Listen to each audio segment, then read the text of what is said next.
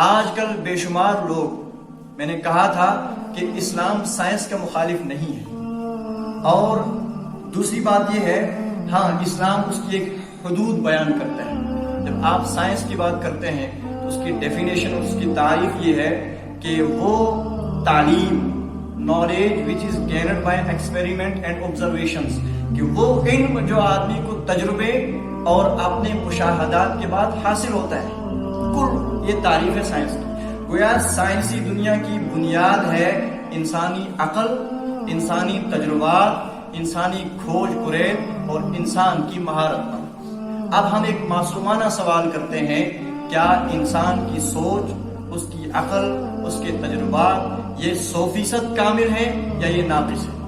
سب کہیں گے کہ انسان چاہے کتنا ہی ذہین کیوں نہ ہو، بہرحال انسان کامل نہیں ہے اپنی ہر چیز میں، انسانوں کے اندر نقص ہے۔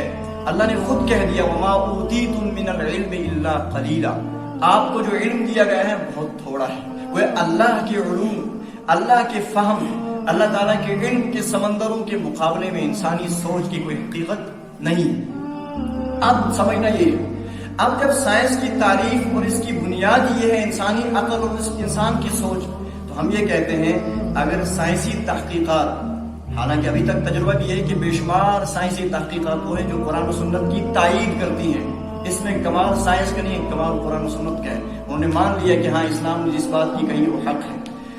لیکن دوسری بات یہ ہے، اب ضابطہ کیا ہمارے پاس، کہ ہمارے پاس ایک بات قرآن کی روشنی میں سامنے آتی ہے، ایک بات رحمت عالم صلی اللہ علیہ وسلم کی زبان اقدس سے سامنے آتی ہے، ایک بات کی تعلیم شریعت نے دی۔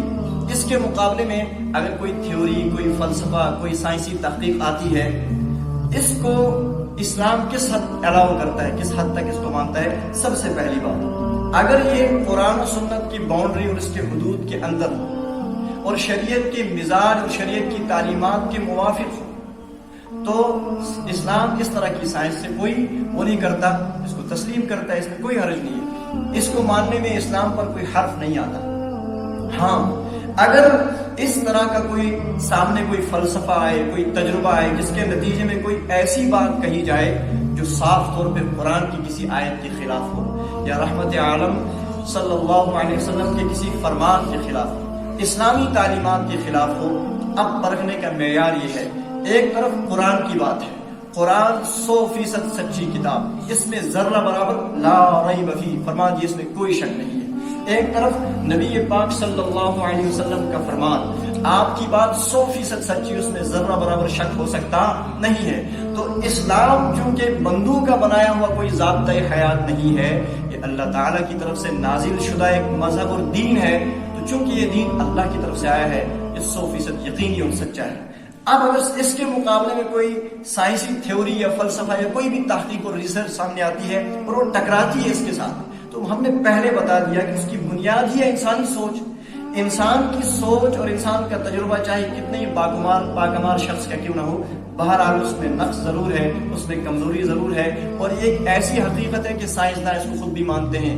ایک بندہ ایک تھیوری دیتا ہے، ایک فلسفہ پیش کرتا ہے اور ایک تجربہ کرتا ہے، کافی عرصے کے بعد دوسرا آ کے کہہ دیتا نہیں اس نے صحیح سمجھا نہیں تھا۔ اصل یہ اس کا مطلب سائنسداں خود اس کو مانتے ہیں کہ ہمارے ہاں جو فیصلے ہوتے ہیں یقینی، اب ایک طرف یقینی چیز ہے، ایک طرف اس کے مقابلے میں ظنی اور گمانی چیز ہے۔ یقین اور گمان کا جب ٹکراؤ ہوتا ہے تو اعلیٰ یقین نکلتا ہے۔ خلاصہ یہ نکلا کہ آج کل جو بہت سے لوگ افسوس کے ساتھ، اسلام کسی بھی دنیاوی علم اور فن کو پڑھنے سے منع نہیں کرتا، لیکن ایک شرط لگاتا ہے، آپ ضرور ہر فن پڑھیں، اور تقاضا بھی ہے اور پسند بھی کرتا ہے اسلام۔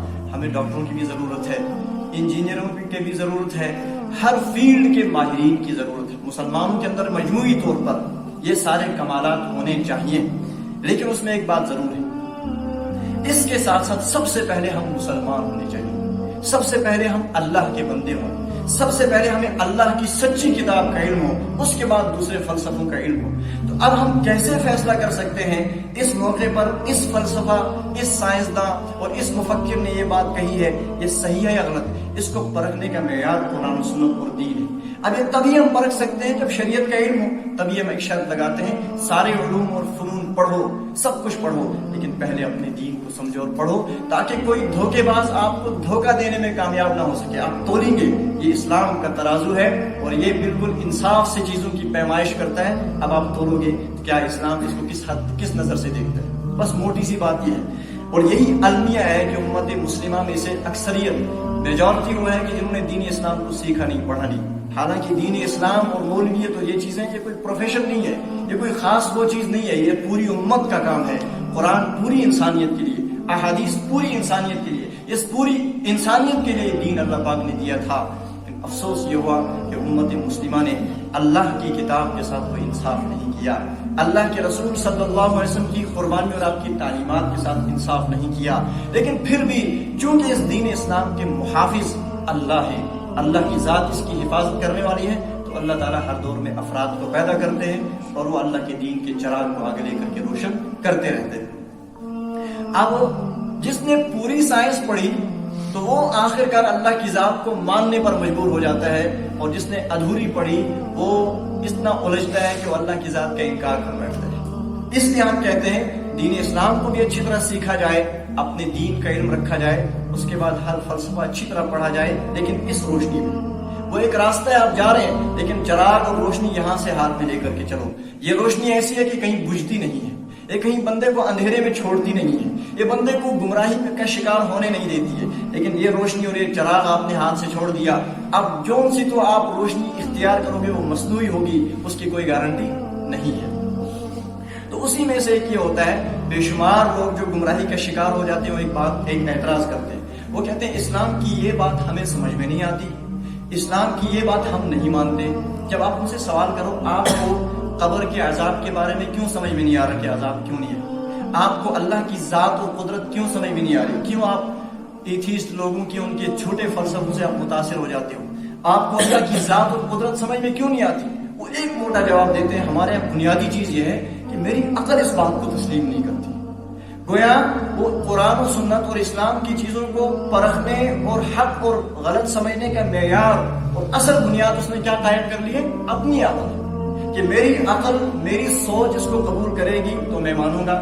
ہم نے پہلے بتایا اللہ انسان کی سوچ ناقص ہے، جو چیز ناقص ہو اس کو بنیاد بنا کر آپ کامل چیزوں کو پرکھنا چاہیے، تو آپ کا اصول ہی غلط ہے۔ دوسری بات، بے شمار چیزوں کا انکار اس لیے کیا جاتا ہے اور بنیاد اور دلیل یہ دی جاتی ہے کہ چونکہ ہم نے اپنی آنکھوں سے نہیں دیکھا اس لیے ہم تسلیم نہیں کرتے۔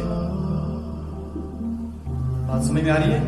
بے شمار لوگ اس بنیاد پر بہت سی دینی چیزوں کو رد کر دیتے ہیں، اسلامی تعلیمات کا مذاق اڑاتے ہیں، وہ کہتے ہیں ہم نے اپنی آنکھ سے نہیں دیکھا، ہم کیسے مانیں؟ اس کا میں نے گزشتہ درس میں جواب دیا بھی تھا کہ یہ اصول ہی غلط ہے۔ بے شمار چیزیں وہ ہیں جو انسان نے اپنی آنکھوں سے نہیں دیکھی ہوتی، لیکن اس کے باوجود ہم ان کو مانتے ہیں۔ کسی چیز کا نظر نہ آنا اس چیز کے وجود میں ہونے کی دلیل نہیں ہے، وجود میں نہ ہونے کی دلیل، یعنی ایک چیز ہے لیکن میں نے نہیں دیکھی، تو محض میں نے نہ دیکھنے، میرے نہ دیکھنے کی وجہ سے اس چیز کا نہ ہونا لازم نہیں آتا۔ سمجھ میں آیا؟ اسی طرح قرآن نے اگر کوئی حقیقت بیان کر دی ہے، اسلام نے کوئی بات بیان کی ہے اور اس کا چونکہ تجرباتی طور پہ کسی انسان نے اپنی آنکھوں سے اس کا مشاہدہ اور تجربہ نہیں کیا، اب وہ کہتے ہیں چونکہ میری آنکھ نے نہیں دیکھا میں کیسے مانوں؟ ہم کہتے ہیں گویا آپ اس بات کے سچ اور حق ہونے کے لیے بنیاد قائم کرتے ہو اپنی آنکھوں کی بصارت، تو آپ کا یہ اصول ہی غلط ہے۔ یہ کوئی اصول ہی نہیں ہے کہ آپ نے جو چیز نہ دیکھی ہو وہ نہیں ہو سکتی، ایسا وہ پوری دنیا تسلیم کرتی ہے۔ خیر یہ ضمن ایک بات آئی تھی، تو یہ ساری تقریر اس لیے کرنی پڑتی ہے، ایمان اور ہدایت کے لیے پہلی شرط اللہ فرماتے ہیں الذین یؤمنون بالغیب، وہ لوگ جو غیب پر ایمان لاتے ہیں، جن چیزوں کو نہیں دیکھا لیکن اللہ نے بتا دیا، اللہ کے رسول صلی اللہ علیہ وسلم نے بتا دیا، بس یہ حق ہے۔ دوسری بات